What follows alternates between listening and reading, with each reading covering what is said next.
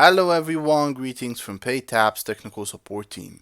In this series, you are going to learn everything you need to integrate PayTap's Node.js package into your Node.js project.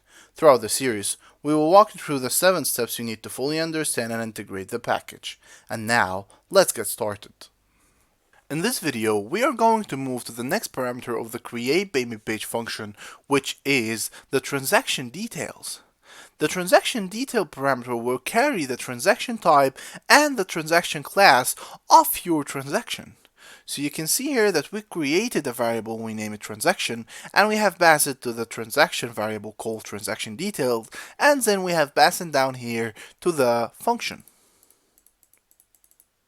Now, let's get started and see the details surrounding this parameter. The first thing you need to do is that you can find the full documentation for this part inside PayTap support portal under the article called the Node.js package integration manual.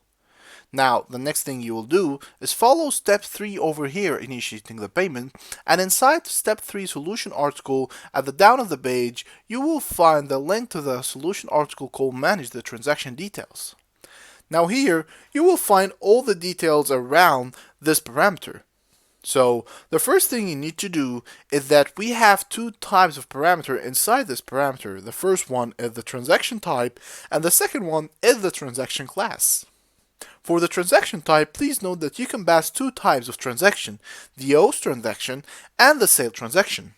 To know more about the transaction type, we highly recommend you check our solution article, What is Transaction Types? Now, the next thing you can pass is the transaction class. And for this package, please note that you can only pass the ecom, which reflects on the e-commerce transaction class, and you don't have any other parameters to pass. Also note that this parameter is a mandatory parameter, so not passing it will throw an exception and your payment will not be initiated. And now, let's get ready to walk to the next parameter.